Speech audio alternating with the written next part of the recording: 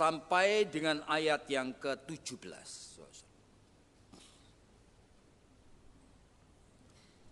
Lukas 16 ayat yang ke-9 sampai dengan 17. Dan aku berkata kepadamu, ikatlah persahabatan dengan mempergunakan mamon yang tidak jujur. Nah, supaya jika mamon itu tidak dapat menolong lagi, kamu diterima di dalam kemah abadi. Barang siapa setia dalam perkara-perkara kecil, ia setia juga di dalam perkara-perkara besar. Barang siapa tidak benar dalam perkara-perkara kecil, ia tidak benar juga dalam perkara-perkara yang besar. Jadi jikalau kamu tidak setia dalam hal mamon yang tidak jujur, nah siapakah yang akan mempercayakan kepadamu harta yang sesungguhnya? Dan jikalau kamu tidak setia dalam harta orang lain, siapakah yang akan menyerahkan hartamu sendiri kepadamu? Nah, seorang hamba tidak dapat mengabdi kepada dua tuan. Karena jika demikian ia akan membenci yang seorang dan mengasihi yang lain. Atau ia akan setia kepada yang seorang dan tidak mengindahkan yang lain. Kamu tidak dapat mengabdi kepada Allah dan kepada Mamon. Semuanya itu didengar oleh orang-orang Farisi, hamba-hamba uang itu. Dan mereka mencemoohkan dia. Lalu Yesus berkata kepada mereka, kamu membenarkan diri di hadapan orang, tetapi Allah mengetahui hatimu. Sebab apa yang dikagumi manusia, dibenci oleh Allah. Saudara, ini bagian-bagian dari Alkitab yang akan mendasari akan topik yang akan kita pikirkan hari ini. Bagaimana sikap kita sebagai orang Kristen di dalam hal uang dan kekayaan? Nah, saudara, ini merupakan suatu topik yang ternyata sangat sulit sekali, saudara. Jadi ketika saya diberikan topik ini, saya pikir topik ini mudah untuk dikhotbahkan. Tapi kemudian saya sampai cari-cari bagian Alkitab, semuanya sekitar uang dan kekayaan. Dan saya menjumpai bahwa topik ini ternyata sulit sekali. Artinya, sebenarnya saudara mengenai uang dan mengenai kekayaan, ini sikap kita sebagai orang Kristen itu selalu ambivalen. Selalu antara tahu dan tidak tahu. Antara mau kita menuruti dan tidak mau. Antara jelas dan tidak jelas. Nah, ini menjadi suatu masalah. Selalu kita berada dan sehingga saudara, meskipun saudara mengerti bahwa di dalam Alkitab dikatakan bahwa orang yang cinta uang, kita harus menyadari sungguh. Oleh karena cinta akan uang, itu akar dari semua kejahatan. Bahkan disebutkan bahwa betapa sulitnya orang kaya itu akan masuk ke dalam kerajaan surga. Nah, meskipun saudara tahu seperti itu, tapi saudara dan saya terus terjebak. Dan kita tetap merasakan betapa jiwa kita itu mempunyai passion, mempunyai kebutuhan dan kesukaan akan uang dan kekayaan. Sehingga hidup kita sebagai orang Kristen pun, bahkan sebagai orang Kristen, sebagian besar dari kita kehidupannya yang akan jauh sekali bermewah-mewah dibandingkan dengan orang-orang non-Kristen. Jadi kehidupan yang hedonistik seperti itu memang ada di dalam realita hidup di seluruh dunia dan khususnya di antara orang-orang percaya. Jadi kita ngerti, tetapi kita terus terjebak di dalam jebakan lust for money kan? Jadi nafsu untuk memiliki uang dan passionnya itu untuk menikmati kekayaan hidup ini. Sulit sekali, saudara. Nah, sehingga kita selalu mempunyai suatu sikap ambivalen. Nah, khususnya pada saat membaca Alkitab. Ya. Jadi satu pihak itu kita tahu, tapi pihak yang lain kita juga menemukan tempat sembunyi, saudara.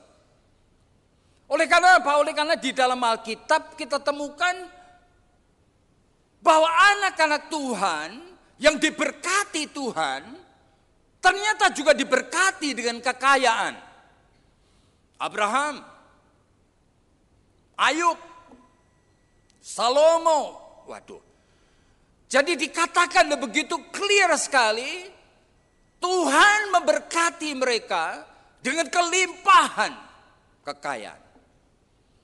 Jadi sikap kita itu menjadi ambivalen. Lebih lagi, saudara, kalau kita melihat bagian-bagian dari Alkitab seperti yang kita baca tadi, ternyata pada saat kita melihat bagian Alkitab sekitar uang dan kekayaan, kita menjumpai bagian-bagian Alkitab itu sulit sekali ditafsirkan, saudara. Saudara bayangkan tadi, ini bagian dari Lukas pasal 16, itu kan dimulai dengan cerita mengenai seorang bendahara yang sebetulnya tidak jujur. Tetapi dipuji oleh Tuhan, saudara. Nah, oleh karena hamba itu kemudian mau dikeluarkan, dia mulai cari bagaimana caranya menyelamatkan dirinya sendiri. Dia mengatakan, saya mencangkul juga tidak bisa, mengemis saya malu. Lalu bagaimana? Lalu orang-orang yang utang kepada tuannya dipanggil satu-satu dan tanya, kamu utang berapa sama tuanku? Wah, 10 tong minyak. Bagaimana kalau aku tulis 8 aja? Nah, dan sebagainya. Jadi supaya dia mengatakan orang-orang banyak ini sudah utang budi sama dia. Sehingga pada saat dia dikeluarkan oleh tuannya, tetap ada orang-orang yang bakal menampung dia. Nah, saudara, lalu Yesus itu memuji aneh sekali. Dan dia mengatakan kalimat ini. Anak-anak terang itu tidak sepandai anak-anak gelap. Lalu dia mengatakan kalimat selanjutnya ini yang membuat kita bingung, saudara. Dia mengatakan, ikatlah persahabatan dengan mempergunakan mamon yang tidak jujur. Jadi kamu buatlah persahabatan dengan mamon yang unrighteous. Masa ini dianjurkan oleh Yesus? Begitu loh. Masa dia ngajarin kita barang yang elek? Nah, ternyata kalau kita telusuri terus menerus baru pengertiannya mulai tersingkap pelan-pelan. Itu artinya kalau make friend itu supaya kita familiar. Bagaimana sebetulnya mamon yang tidak baik itu sudah hadir di dalam hidup manusia berdosa ini. Dan bagaimana cara kerja mereka. Dan you harusnya tahu. Nah, kalau you tidak mengerti cara kerja mereka, kalau you tidak make friend dengan mamon yang non-righteousness ini, you tidak bakal mengerti, tidak bakal siap untuk menerima akan berkat-berkat Tuhan yang nanti dipercayakan kepadamu. Waduh. Jadi saudara ini tuh menjadi complicated. Nah, di bawah sini dia sampai mengatakan kalimat ini. Jikalau kamu tidak setia dalam hal mamon yang tidak jujur, siapakah yang akan mempercayakan kepadamu harta yang sesungguhnya? Lalu, dan jikalau kamu tidak setia dalam harta orang lain, siapa yang akan menyerahkan hartamu sendiri kepadamu? Waduh, ini kan sulit sekali. Dengan kata lain Yesus mau mengatakan, jikalau kamu di dalam transaksi bisnis, dan kamu tidak memikirkan bagaimana juga memberikan profit, keuntungan kepada lawan bisnismu, ya kan? Memikirkan harta orang lain.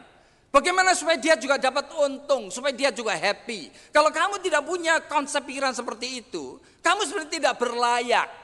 Di dalam suatu transaksi bisnis, kamu menikmati akan harta yang Tuhan akan berikan kepadamu. Jadi saudara, bagian-bagian Alkitab mengenai uang, ya kan, dan harta benda, ini merupakan suatu bagian-bagian Alkitab yang sulit sekali, saudara. Sehingga awam rata-rata itu tidak bisa menangkap, tidak bisa mengerti ini. Nah, Oleh karena apa? Oleh karena memang itu mamon yang unrighteous. Itu kan diterjemahkan oleh lembaga Alkitab mamon yang tidak jujur. Berarti uang pada dirinya itu sebetulnya itu tidak pernah memberikan message berita yang pasti. Selalu ada sesuatu yang lain. Makanya di dalam Alkitab berkali-kali Yesus mengingatkan, bahkan Alkitab mengingatkan. Jikalau kamu mempunyai sesuatu kamu mesti waspada sekali. Oleh karena yang kamu miliki itu selalu mempunyai double, triple messages. Itu artinya punya berbagai macam berita. Makanya sama seperti bagian dalam Alkitab juga mengatakan, kamu menyukai akan kecantikan. Oke, hati-hati, kecantikan itu pembohong. Nah, jadi you harus understand ini.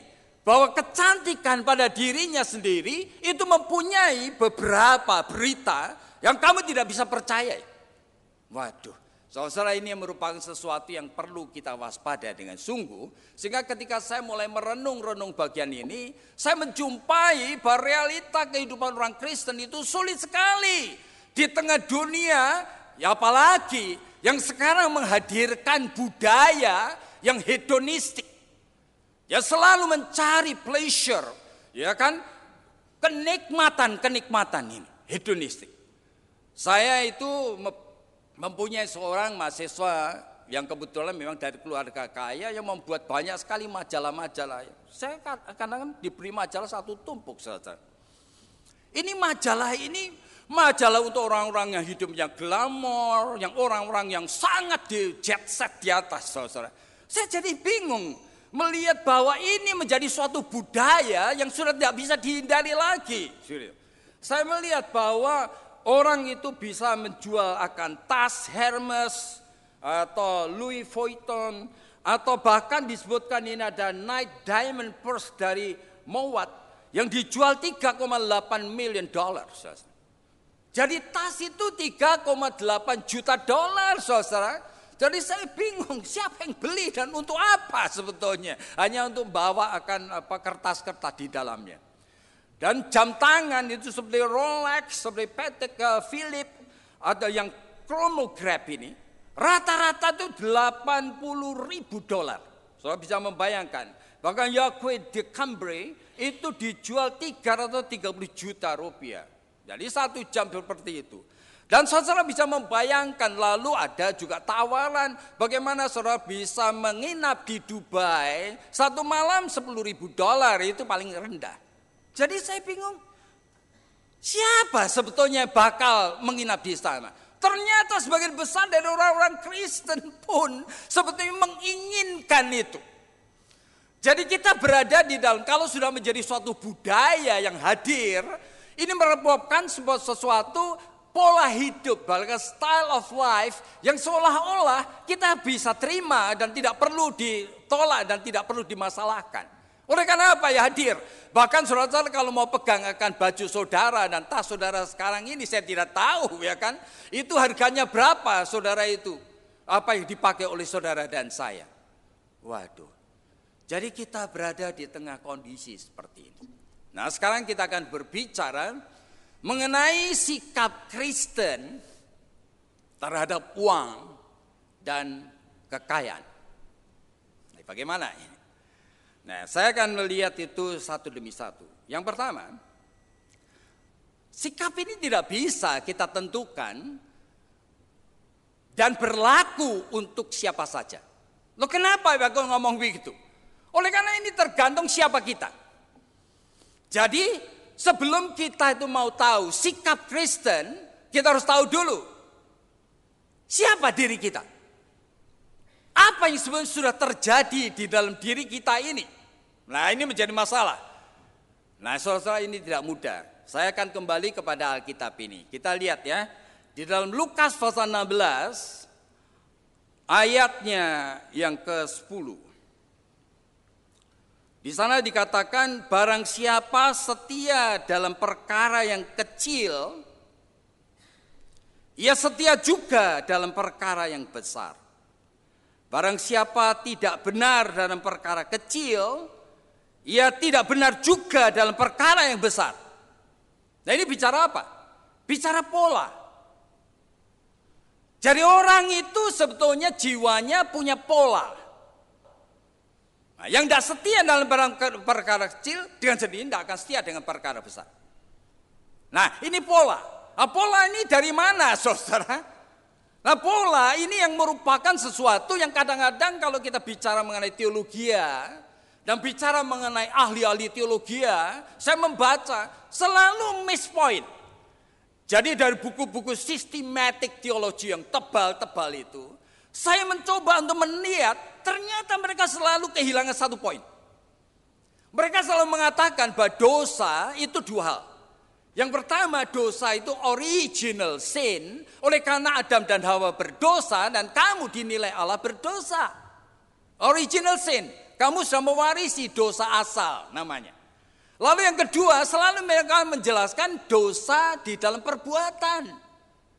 Jadi original sin dan juga dosa perbuatan. Tetapi mereka selalu lupa satu macam dosa.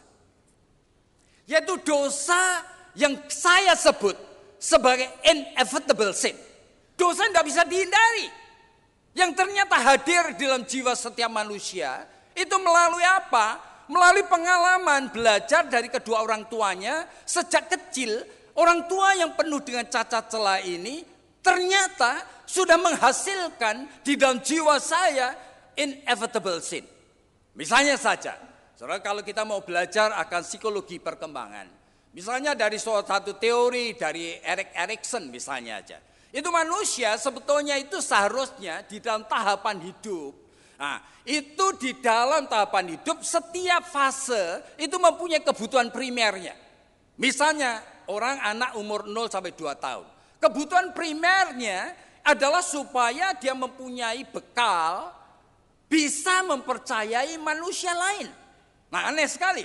Ini basic need dari manusia untuk nanti menjadi manusia seutuhnya. Pada usia 0 sampai 2 tahun, kalau orang tuanya banyak bertengkar dan orang tuanya tidak mencintai bayi ini, pada masa dia bangun jam 2 pagi, mamanya marah-marah, suaranya tidak enak, mereka itu sebenarnya menghadirkan diri selalu di dalam suatu nada, bicara tidak enak, suara tidak enak, cara menggendong juga tidak menyenangkan. Meskipun anak ini belum mengerti apa-apa, saudara, tapi jiwanya sudah terbentuk inevitable sin. Yaitu bentuknya apa? Saya tidak suka manusia. Karena manusia pertama yang dikenal ya bapak ibunya ini menghadirkan dirinya selalu membuat dia gelisah, membuat dia tertekan, membuat dia itu tidak happy. Sehingga jiwanya sudah terbentuk, saya tidak suka manusia.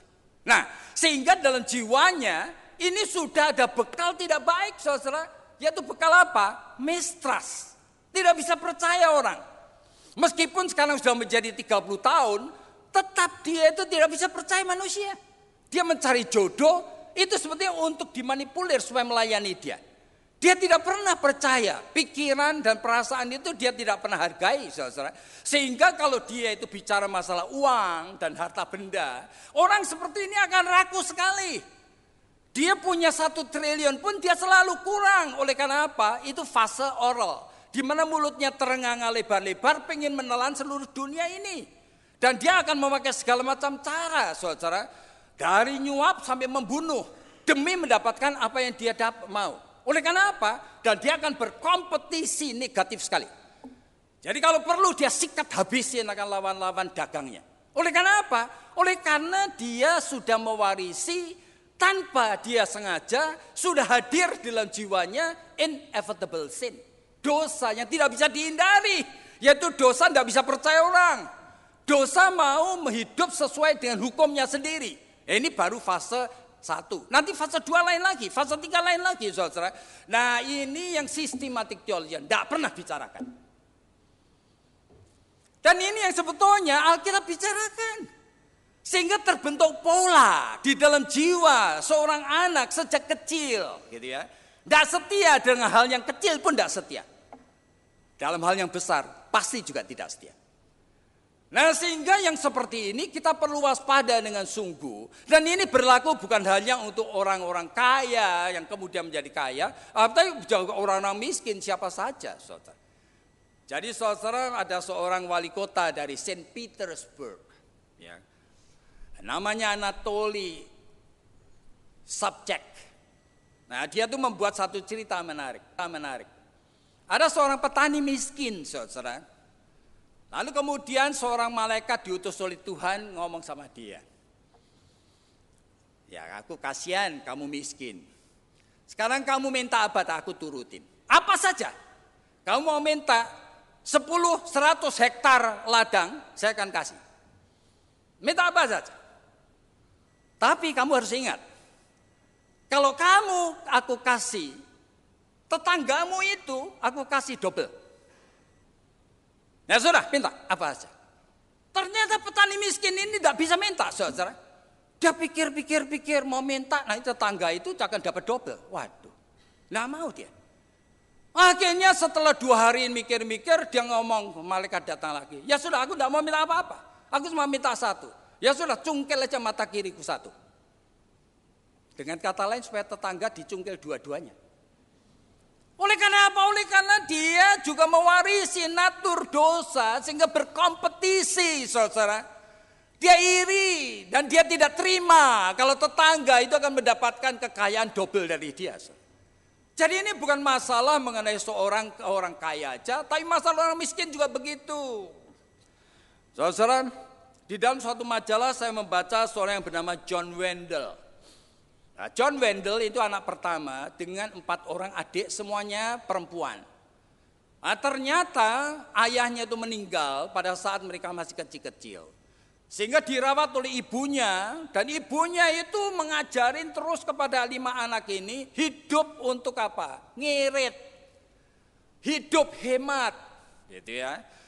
Sehingga mamanya itu oleh karena khawatir kalau nanti uang simpanan, warisan suaminya itu habis, dia tidak pernah sentuh uang itu. Anak-anak juga tidak pernah tahu berapa banyak, tetapi ibu ini mengajari anaknya hidup sederhana sekali.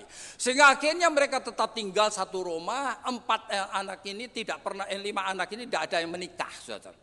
Ketika ibunya meninggal, satu-satu meninggal, anak yang terakhir itu wanita meninggal pada usia 55 tahun karena kanker. Nah, dia meninggal hidupnya sangat sederhana sekali, pakaian yang dipakai pun adalah pakaian jahitannya sendiri, saudara. Nah, ketika meninggal baru orang tahu, oh ternyata mereka punya simpanan di bank. Tidak pernah disentuh, tidak pernah diambil 1 sen pun juga. $100.000. Jadi hidup ini menjadi begini, saudara. Kenapa kita itu melihat ada orang itu ternyata ngirit-ngirit gitu ya, lebih suka itu pakai kolor dan pakai kaos saja di rumah, ya kan? Jadi tidak selalu ini masalah kepada orang-orang kaya, saudara. Tapi begitu kita berbicara mengenai pola yang saya sebut sebagai inevitable sin, dosa yang tidak bisa dihindari sudah hadir. Waduh, saudara harus tahu. Ini tuh hadir pada kita semua. Makanya kalau kita mau perhatikan dengan sungguh-sungguh di dalam masalah seperti itu Dag Hammarskjöld, itu seorang sekjen PBB yang mati jatuh di pesawat di Kongo itu, dia pernah mengatakan satu kalimat ini. If you are not aware of the animal inside you, you will be an animal indeed. Kalau kamu tidak pernah sadar akan adanya binatang buas di dalam jiwamu di dalam sana, kamu akan menjadi binatang. Jadi ini yang namanya inevitable sin. Jadi kalau saudara mau bicara mengenai soal uang dan kekayaan, saudara mesti tahu sebetulnya lebih dahulu. Ini tidak ada penyelesaiannya. Oleh karena apa? Oleh karena kita semua itu membawa akan dosa yang tidak bisa dihindari, yang sudah terpola, sudah hadir di dalam diri kita. Bahkan jikalau saudara itu punya 5 prinsip yang penting sekali, yang seluruh gereja, seluruh dunia itu sedang usahakan, saudara tidak pernah bisa bebas. Apa ini 5 prinsip? Lahir baru, merasa mencintai Yesus Kristus, mempunyai teologi yang bagus, mengenal seluruh Alkitab, mempunyai pelayanan, dan pelayanannya efektif. Nah, sekarang saya tanya kepada saudara, kalau saudara punya 5 ini, kepribadian saudara pasti berubah, betul enggak? Enggak betul. Aneh ya. Jadi saudara akan melihat bahwa apa yang diusahakan gereja selama ini, itu sebetulnya harus difahami. Oleh karena apa? pada saat kebenaran-kebenaran tadi hadir di dalam struktur jiwa kita, sebagian besar dari kita tidak mempunyai struktur untuk menampungnya. Jadi meskipun lahir baru, meskipun rasa cinta Yesus, meskipun punya teologi yang baik, meskipun kenal seluruh Alkitab, meskipun saudara terlibat dalam pelayanan Kristen dan pelayanannya itu efektif, kepribadian saudara dan saya belum berubah.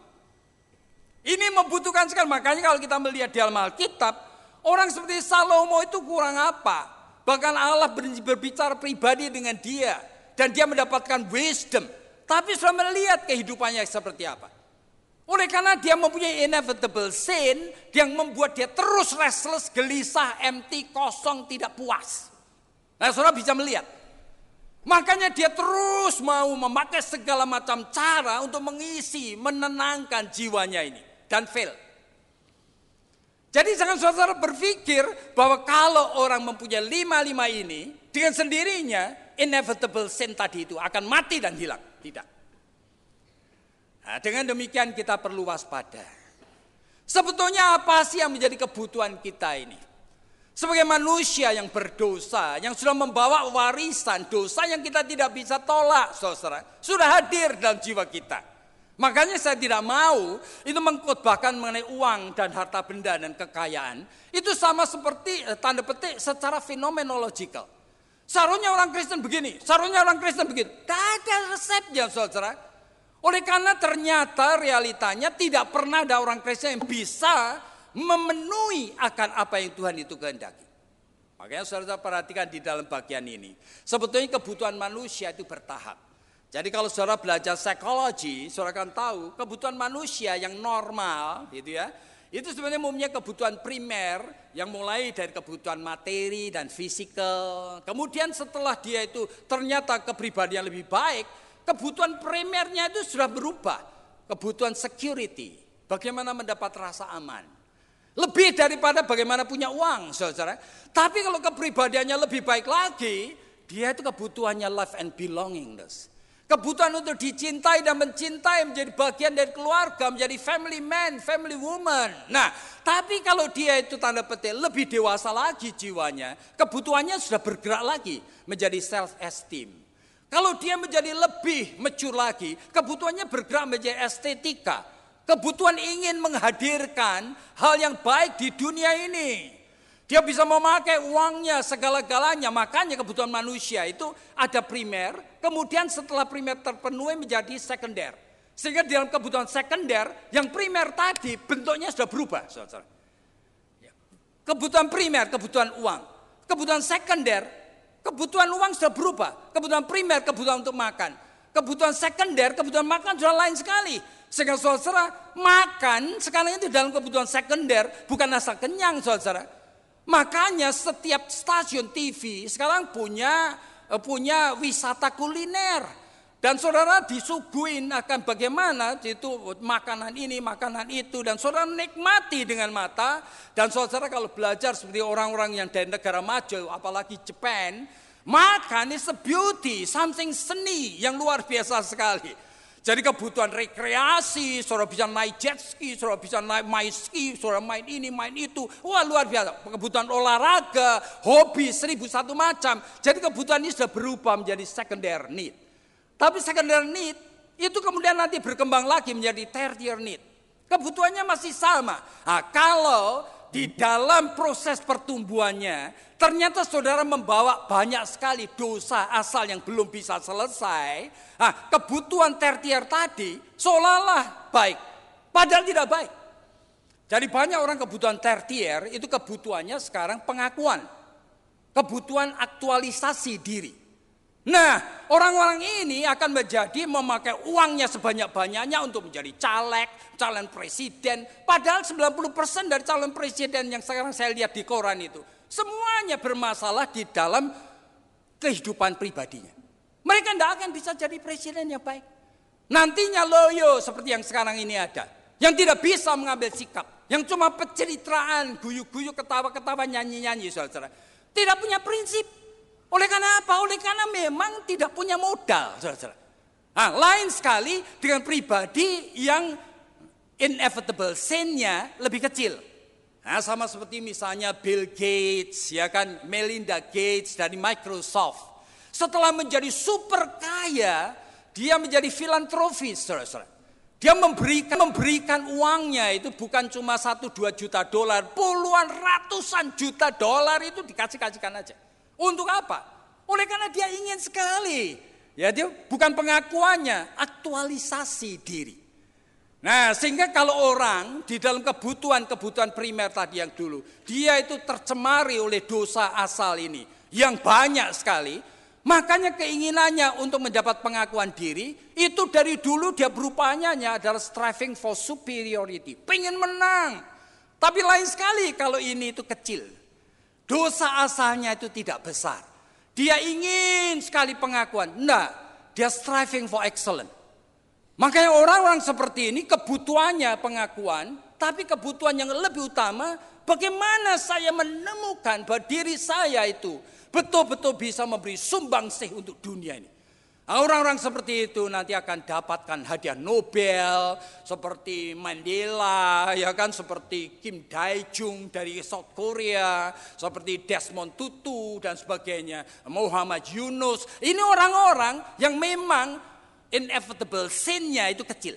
Sehingga akibatnya dia itu betul-betul inginkan di dalam kebutuhan primer, sekunder, dan tertier itu. Akhirnya betul-betul mengaktualisasi dirinya. Ini lain dengan orang-orang yang pakai uangnya sebetulnya untuk apa? Untuk cari kedudukan, saudara. Untuk cari nama. Untuk will for power. Untuk dia merebut ini.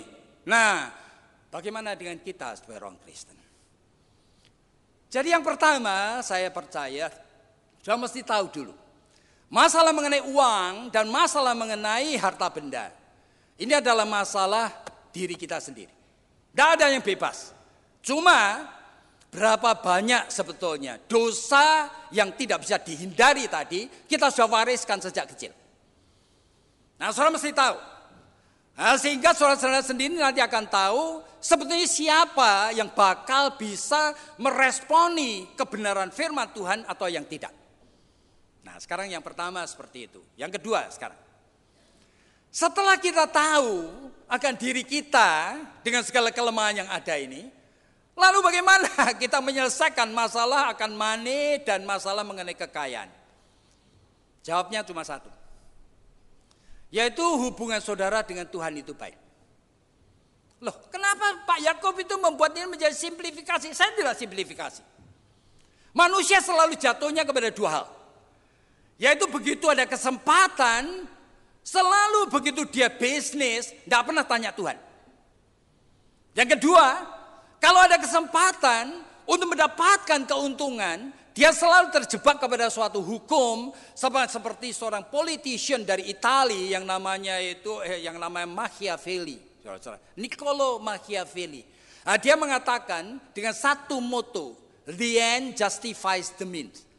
Jadi untuk mencapai apa yang kita mau, kita boleh menghalalkan segala macam cara.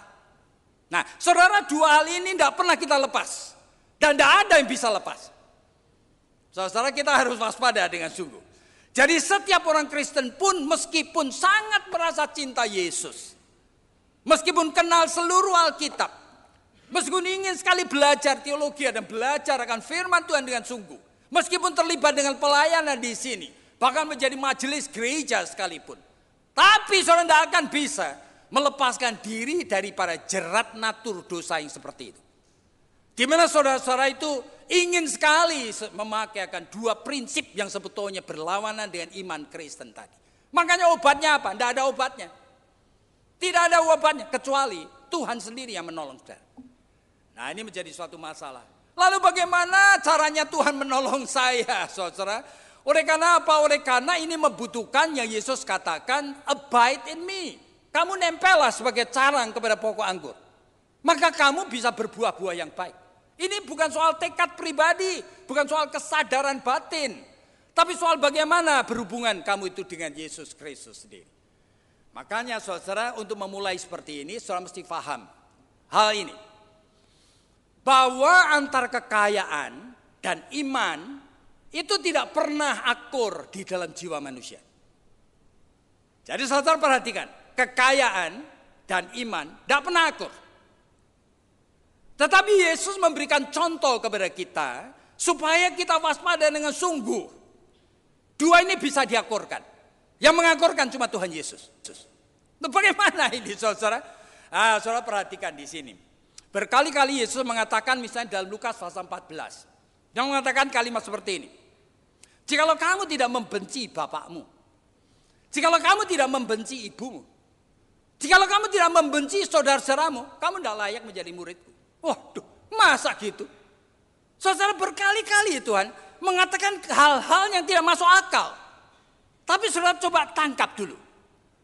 Jikalau kamu tidak membenci bapakmu. Jikalau kamu tidak membenci ibumu. Kamu tidak bisa menjadi muridku. Kenapa Tuhan ngomong itu?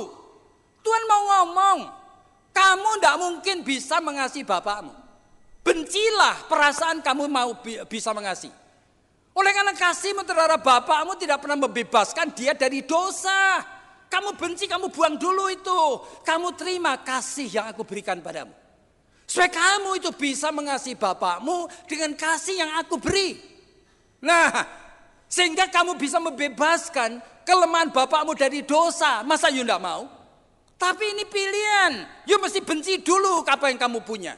Makanya dalam Matius pasal 19, Yesus bertemu dan kaya itu ngomong, Tuhan bagaimana caranya saya bisa masuk ke dalam kerajaan surga. Yesus mengatakan ya lakukan aja hukum-hukum Tuhan. Yang mana? Lalu Yesus mulai menyebut itu mulai hukum yang keenam anehnya. Dia mengatakan ya jangan bunuh dan jangan berzina, jangan mencuri, jangan apa-apa. Baru hukum yang keempat itu dinaikkan. Lalu dia ngomong ya hormati orang tuamu. Ternyata ini orang juga tidak ngeh ini. Dia kemudian ngomong apa kepada Yesus? Tuhan, aku sudah lakukan ini semua dari kecil. Dan apa yang kurang? Oh gitu ya. Nah ini Yesus tahu kan pikiran orang ini. Lalu dia mengatakan, jadi kamu perlu hukum yang lain. Oke, aku beri. Pulang jual seluruh harta bendamu. Semuanya. Kasihkan orang miskin. Kemudian datang ke sini dan menjadi muridku. Kaget. Masa ada permintaan kayak gini? Betul serius? Betul. Maka orang ini keluar dan pergi ngeloyor dengan sedih hatinya karena dia berharta banyak. Lalu Yesus mengatakan memang orang kaya sulit sekali masuk ke dalam kerajaan surga. Lebih mudah seekor unta masuk lubang jarum. Lalu murid mengatakan kalau gitu siapa yang diselamatkan Tuhan? Lalu Yesus mengatakan memang untuk manusia tidak mungkin diselamatkan. Tetapi tidak ada yang mustahil bagi Allah. Dengan kata lain Yesus mau mengatakan, kamu mau berupaya, tidak bisa. Makanya kamu mesti terima dulu. Seharusnya pemuda itu jangan pergi. Dia sadar dirinya tidak mampu, dia datang kepadaku dan mengatakan, Tuhan aku tidak bisa Tuhan, have mercy upon me. Nah, itulah permulaan iman. Makanya pada saat kita berbicara mengenai kekayaan dan uang dan iman, ini tidak bisa ketemu di dalam jiwa manusia berdosa. You mesti benci dulu. Makanya caranya benci adalah you memilih dulu Yesus. Makanya abide in Him. Kamu hubungin dengan Dia. Dalam segala hal jangan seperti Yakobus pasal 4 itu. Aku mau pergi ke kota anu akan menanam modal dan dapat untung. Yakobus mengatakan siapa kamu? Kamu cuma pakai Allah sebagai aksesori. Kamu menghina Allah. Kamu mesti tanya dulu. Dalam Yohanes pasal 15 dikatakan, kenapa kamu tidak tanya? Kamu bukan hamba yang cuma aku suruh-suruh. Kamu my friend, sahabatku. Segala sesuatu yang aku tahu dari Bapakku, aku akan ceritakan kepadamu. Kenapa kamu tidak pernah tanya? Dalam Mazmur pasal 25. Allah itu bergaul dengan karib sekali dengan orang yang takut akan Dia.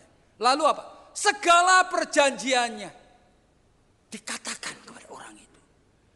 Saudara, jangan sampai saudara lupa ini inti iman Kristen ya di sini. Bukan inti iman Kristen itu bagaimana? Uang ini boleh dipakai untuk apa? Itu nanti, itu soal praktis. Tapi saudara mesti tahu diri saya itu orang berdosa. Dalam diri orang berdosa mewarisi inevitable sin, itu antara uang, kekayaan dengan iman. Tidak bisa ketemu. Hanya Yesus yang bisa menemukan. Begitu saudara mulai berjalan dengan Dia, saudara nanti akan diberi wisdom. Saudara akan ngerti. Uang ini untuk apa? Tuhan, kenapa engkau memberikan kepadaku 500 triliun? Kamu kaya banget. Saudara mesti tanya, mengapa? Sehingga Tuhan akan ngomong kepada kamu. Sehingga saudara tidak mungkin, oleh karena saya punya uang begitu banyak. Lalu saya itu pesta kawin 15M, saya sampai garuk-garuk kepala. Saudara. Kok ada orang nekat?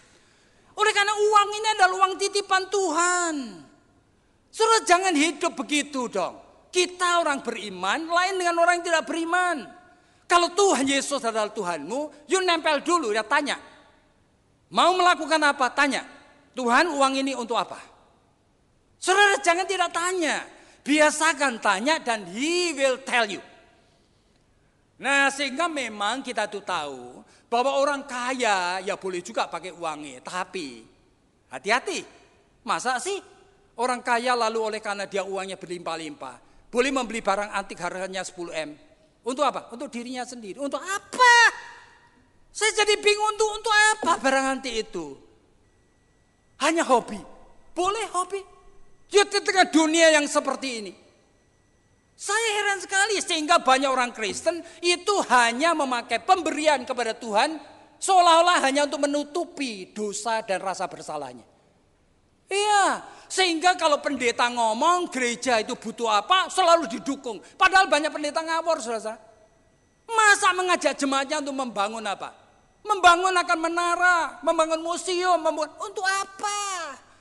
Kenapa didukung? Itu uang Tuhan, saudara tidak boleh dukung. Bukan oleh karena pendeta minta, bukan oleh karena gereja minta, saudara dukung. Saudara mesti tanya kepada Tuhan. Setiap sen yang Tuhan percayakan, itu milik Tuhan. Sekarang saudara bersih hati-hati. Makanya di sana memang boleh orang kaya itu pakai uangnya, kan boleh. Saudara Alexander the Great itu pada suatu hari naik kudanya, diiringi oleh beberapa. Dia masuk lorong-lorong. Ternyata ada pengemis yang menadahkan tangannya. Tapi melihat Alexander tidak berani dia tunduk. Alexander itu berhenti, lalu dari kantongnya dia keluarkan.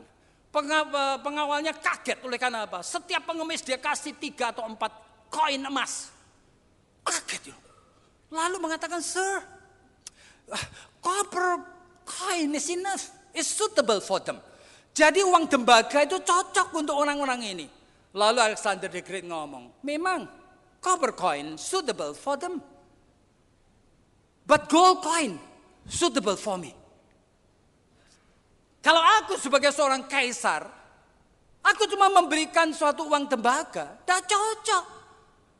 Aku punya banyak, aku memberikan uang gold. Itu sesuai saudara, sehingga saudara harus hati-hati di sini. Oleh karena memang boleh, tetapi hati-hati. Pemakaian itu yang dikatakan hanya pada saat saudara dan saya nempel kepada pokok anggur. Dia akan kasih tahu, Yesus akan kasih tahu bahwa uang itu bukan milikmu.